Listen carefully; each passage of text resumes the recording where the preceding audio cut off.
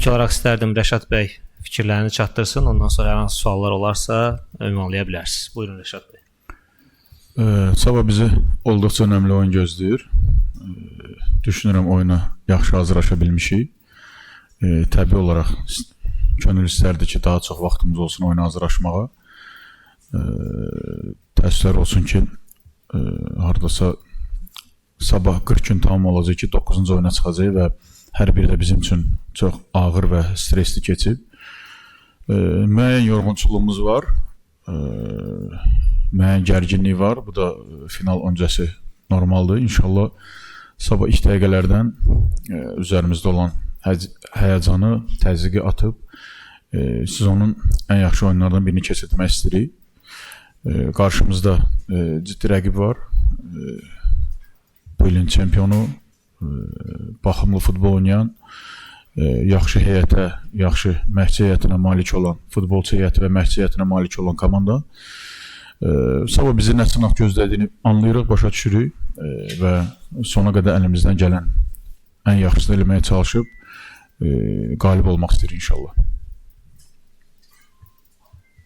Buyuraq. Mikrofonu təqdim edəcəm. Çox sağ olun. İlərdə futboldasınız, yəni peşəkar insansınız. Bu sualı Zirə klubunun baş məşqçisi mütəxəssis kimi vermək istəyərdim. İki komandanı müqayisə eləsəz, ən çox üstünlüyü hansı tərəfdə görərsiniz? Çox sağ olun. Sezon kimin hansı üstün və çatışmayan cəhətləri varsa düşünürəm ki, geridə qalan sezon hər şeyi aydın şəkildə göstərdi. Amma sabahki oyunda sezon boyu üstünlüklər və çatışmazlar üzərindən yox, sabahki oyunda nələr etməliyik ki, məhz finalda qalib olaq. Hal-hazırda daha çox bu barədə düşünürük. İnşallah oyun planımız, hədəfimiz, məqsədimiz var və çalışacağıq ki, ilk dəqiqələrdən intizamlı şəkildə bunu icra eləyək və sonunda da qalib tərəf biz olaq inşallah. Buyurun Müzəffər.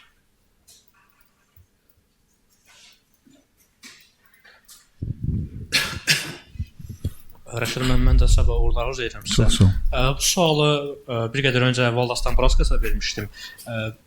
Onun 7 kubok titulu var karyerası ərzində. Amma siz də Azərbaycan kubokunda 2 dəfə final görmüsünüz.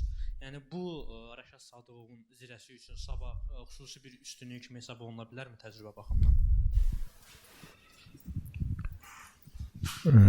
Hər üçündə çempionatın favoriti ilə qarşılaşmışıq. Əvvəlki illərdə 2 dəfə Qarabağla finalda qarşılaşdıq. Və bu ildə sabahla qismətdən hər 3 dəfə çempionatın ən güclü belə deyək klubu ilə qarşılaşırıq, favoriti ilə qarşılaşırıq, çempionu ilə qarşılaşırıq. Bu rəqib komanda müəyyən psixoloji üstünlük yaradır. Təbii olaraq onlar özlərini daha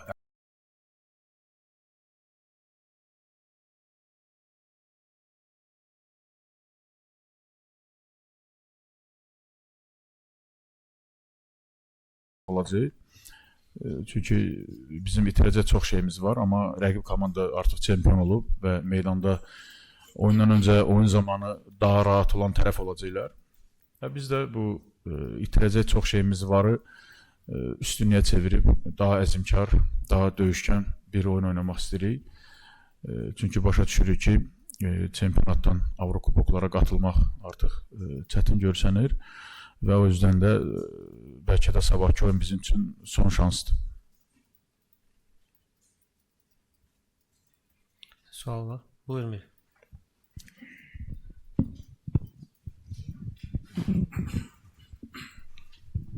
Yaşam uğurlar arzu edirəm. Çox sağ olun. Sabahki oyunda demək olar ki, bəlkə də çox klubların azarkeşləri, klublar sabaha azarkeşləməyə məcburdur. Çünki sabah qazanacağı təqdirdə Qarabağ Avropa Liqasına, Neftçinin yəni konferans liqasına getməyə müəyyənləşə biləcək, yüksələcək şansı. Digər tərəfdən Turan da ikinci təsərrüfatına başlaya bilər. Bütün bunları yığsaq, yəqin siz özünüz də bunu bilirsiniz. Yəni əlavə bir ekstra bir motivasiya verə bilərmi bu məqam? Deməyim ki, yəni digər klublar Zirəyə qarşıdır, amma bir mənəvi məsələdə, yəni bir əlavə motivasiya ola bilər sizin üçün. Bu barədə futbolçularla danışmışıq. Həqiqətən də elə bir vəziyyət yaranıb ki, finalda məğlubiyyətimiz hər 4 komandaya sərf eləyir. Və bu da futboldur. Mən onları anlayışla qarşılayıram. Ki bizim məğlubiyyətimiz hər 4 komandaya sərf eləyir və təbii olaraq yəqin ki mən də onların yerində olsaydım, eyniliklə sabahki finalda Sabahın qalib gəlməsini istəyərdim. Bu bizə əlavə hər hansısa bir motivasiya, hər hansısa bir üstünlük və yaxud hər hansısa bir negativ bir aura yaratmır, amma biz öz oyunumuza köklənmişik, öz hədəflərimizə, məqsədlərimizə köklənmişik. Biz başa düşürük ki, bu oyun klubun tarixində və bu ilki sezonda nə qədər önəmli bir oyuna çıxacaq. Buyur Əsəd. Uğurlar arzu edirəm. Çox sağ olun. 2 dəfə finala çıxmısınız bundan öncə, Qarabağla oynamısınız və hər iki finalda çox yaxşı oyun göstərmisiniz. Yəni komanda olaraq belə deyək, çempion da olsa qarşınızdakı rəqib ondan çəkinməmisiniz. Bilirsiniz, yenə sabah çempiona qarşı oynayasınız, amma son oyunda, yəni 2-2 oyunda heç də pis oyun göstərmədi Zirə Sabaha qarşı. Sabah üçün də vacib oyundu, yəni çempionluğa daha çox yaxınlaşa bilərdilər. Bütün bunları nəzərə alsaq, Sabah Rəşad Salov Sabahın necə analiz edib və necə oynayacaq onlara qarşı? Yəni son oyundakı kimimi, daha fərqlimi? Mətbuat konfransında, oyun öncəsi mətbuat konfransında bəzi sualları açıq cavablamaq olmur. Amma düşünürəm ki, çox da sürpriz bir gedişat olmayacaq. Biz başa düşürük ki, rəqib bütün çempionat boyu oynadığı kimi Sabah da ilk dəqiqələrdən üstünlüyə yiyələnməyə çalışacaq. İlk dəqiqələrdən qol vurub oyunu daha rahat, daha dominant şəkildə keçirməyə çalışacaq. Başa düşürük rəqibin hücum potensialını, ümumi komandanın səviyyəsini.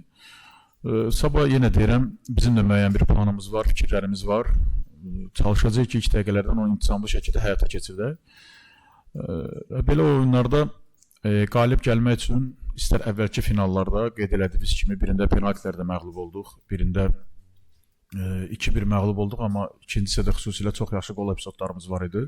Hətta bu günə qədər də o epizodların bəziləri gözüm qabağındadır. Bizim üçün sabahları həqiqətən istəyirəm ki, ilk növbədə yaxşı baxımlı oyun oynayaq. Çünki bu finaldır. Azarkeşlər səbirsizliklə il boyu finalı gözləyirlər. İstərdik ki, baxımlı, gözəl bir oyun keçsin. Amma oyun necə keçəcək, nə cür keçəcək, onu artıq sabah oyun zamanı hamımız görəcəyik. Yenə deyirəm, biz əlimizdən gələn eləyəcək ki, inşallah sabah qalib tərəf biz olaq. İki sual da verəcəm. Birinci, İmişli stadion, son oyunu orada keçmisiniz və ekstra güc sərf edəmsiniz. Bu sizin əleyhinizə işləyən məqamdır. Bir də sual Dambraskasa vermişdim, sizə də vermək istəyəm ki, Amoniya 6-0 uzmuşdunuz. Bu mövsüm 2 dəfə Sabah uduzmuşsunuz, 1-3, 3-0. Yəni bunlar bir intiqam, qisas hissi yaradır sizdə. İstər-istəməz idmandır da, yəni birinə çox məğlub olanda, yəni istəyirsən ki, onu udasan, məğlub eləyəsən. Birinci sual İmişli stadionla bağlı. Təbii olaraq çox məyus edicidir. Təsəvvür edin, kubokla bağlı çox maraqlı hadisələr gəlir başımıza. Hər zaman bəlkə də xatırlayırsınız ki, ən çox şikayət edən mən idim ki, az oyun olur, 4-də 1-dən başlayırıq, amma halbuki bu bir tituldur və yaxud Avroliqa gedən bir yoldur. Neçə ildir biz 8-də 1-dən başlayırıq. Belə bir hal yaşayırıq. Bu illəri çempionatın, sezonun favoriti Neftçi ilə 8-də 1-də qarşılaşdıq. Əvvəllər məndən fikir alırdılar. Mən də deyirdim ki, bəlkə daha erkən oynasaq finalı yaxşı olar. Bu il final erkən oldu. Gəldik, sıx qrafika düşdük və bu gün bəlkə də finala istədiyimiz kimi hazırlaşa bilmirik. Necə ki, əvvəlki finallara hazırlaşdığımız kimi, xüsusilə də son oyunda İmişlidə əvvəl də qeyd elədim, may ayında palçıqda oynamaq, meydança su, əlavə yorğunçuluq, bəlkə dəyişikliklərimdən gördünüz, heyətdən gördünüz ki, biz oyuna çox güc qoya bilmədik. Məcbur olduq ki, bəzi oyuncuları əksəriyyətlə başlamasın, məcbur olduq ki, bəzi oyuncuları dəyişək fasilədə. Görün meydançanın vəziyyətini gördüm və başa düşürdüm ki, burada 90 dəqiqə oynayan oyuncu hər an zədələnə bilər. Digər tərəfdən qeyd elədiyimiz kimi cənab Dambraskasla biz 6-0 Amoniya 2 dəfə bu il çempionatda böyük hesabla məğlub olmuşuq.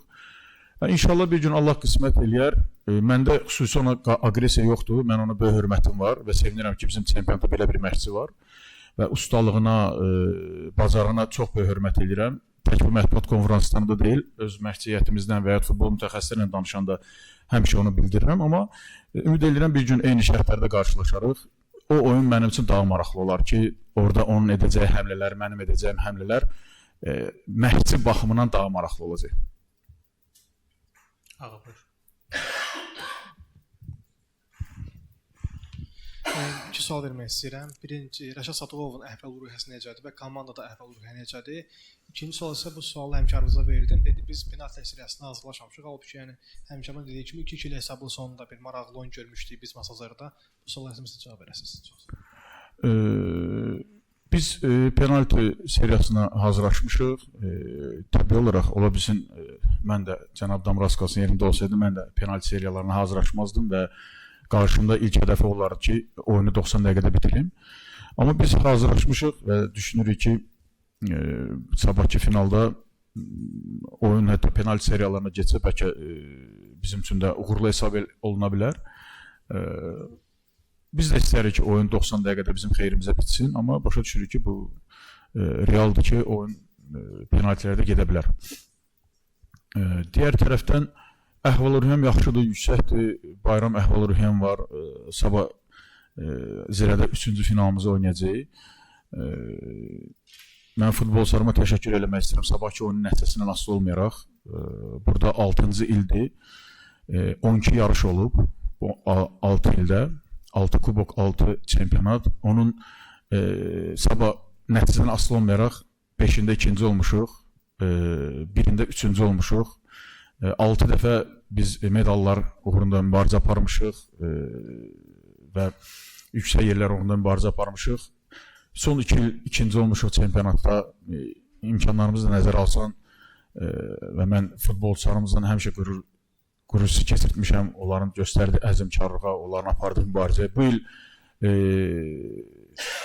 yay seleksiya dönəmində kimin iddialı, kimin favorit, kimin titulları uğrunda mübarizə aparacağı əvvəlcədən də proqnoz vermək olurdu. Buna baxmayaraq, mənim komandam, mənim futbolçularım sona qədər yarış içində oldular. Bəlkə də biz yarışdan məhz bu imişli oyununda qopduq və qopmağımız da səbəbi düşünürəm ki, oyuna tam istədiyimiz kimi final səbəbi ilə oynaya bilmədik. Hamı başa düşür, mən oyunda çox güc qoya bilərdim.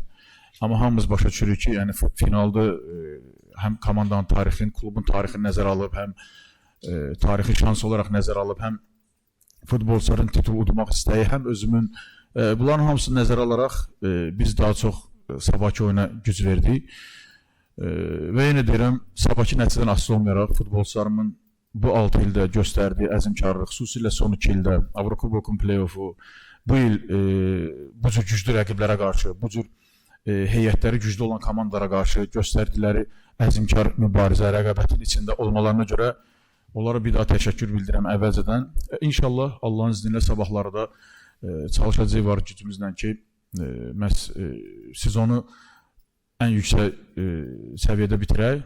Nə cür olacağını artıq zaman göstərəcək. Amma nəticədən asılı olmayaraq mən futbolçularımla qürur hissi keçirdirəm. Buyurun Müzəffər. Rəşad müəllim, bəs ümumi olaraq futbolçuların fiziki durumu necədir? Yəni o imişlidən sağ-salamat çıxa biliblər? Var, müəyyən problemlər var komandada. Hətta bugün bir oyunçumuz, məsəl üçün Hacı Ağacılı son oyunda 90 dəqiqə meydanda olmuşdu və müəyyən problemlərimiz nəzərə alıb onu o mövqelərə hazırlayırdıq. Bugün adi bir epizodda zədələndi və bilirəm ki, o zədə imişlidəki yorğunluqla bağlıdır. Müəyyən tək imişli yox, ümumən bu aprel ayı və may ayının əvvəlinin yorğunluğu var üzərimizdə. Çünki çox aşırı şəkildə çox stresli oyunlar keçirdik. Aydın məsələdir ki, rəqibimiz daha yüksək əhval-ruhiyyədədir, daha yetərincə vaxt olub oyuna hazırlaşmağa istədikləri rotasiyalar. Bu onlar üçün bir avantajdır. Amma sabah da hər şey sıfırdan başlayacaq və biz istəyirik ki, inşallah uğurlu tərəf biz olaq. Görsənən odur, yəni ayağı əzələsini dartdı, kimi görsəndi. Mən dərhal mətbuat konferansına gəldim. Yəqin ki, sabahki oyunda da iştirak ərzəsində olmayacaq. Buyurun. O Hacı Ağacılı bizdə görsənə bilər oyunlarda az iştirak edir və o qədər də böyük itki deyil, amma Sabah, Qarabağ, Neftçi bu tip oyunlarda həmişə ona ehtiyacımız olub Avrokubokun vacib oyunlarında və mənim üçün məşqçi olaraq o sabahki oyunda bəlkə ilk 11-liyə də olmasa sonradan oyuna həmlə etmək üçün böyük bir itkidir. Rəşad müəllim, sizin o 5-li oyunda 3 stoper, 2 cinah müdafiəçiləri nəzərə alsaq, Henrique'nin bu sistemdə gördüyü işlər çox effektiv. Doğru, Cibrilla da zaman-zaman orada effektiv işlər görür, amma Henrique'nin daha çox asistləri var, daha çox oyunun içində olur. Yəni sabah Henrique olmayacaq zədələnib. Yəni onun olmamağı nə dərəcədə bu oyun sistemində sizə problem yarada bilər? Tək sistem söhbəti deyil. Ümumən mənim üçün çox ciddi problem yaratdı Henrique'nin olmaması. Məcbur olub artıq İsa'nı bir neçə oyun üst-üstə oynatdıq və Qəbələnlə oyunda İsa müəyyən səviyyədə zədələndi. İmişlən oyunda heç iştirak eləmədi. İmişlən oyunda biz artıq Qismət, Hacı o şəkildə oyunu davam etdirdik cinah müdafiəçilər olaraq və hamımız başa düşürük ki, bu Henrique İsa effekti deyil. Bizim üçün böyük itkidir və ona da tezliklə sağlamlığın bərpa olmasını arzu edirəm. Çox yaxşı uyğunlaşmışdı komandaya, çox qeyd elədiyiniz kimi həm hücumlarda, həm müdafiədə effektiv oynayırdı. Amma bu futbolun bir hissəsidir və bundan da mütləq şəkildə qatlaşmalıyıq.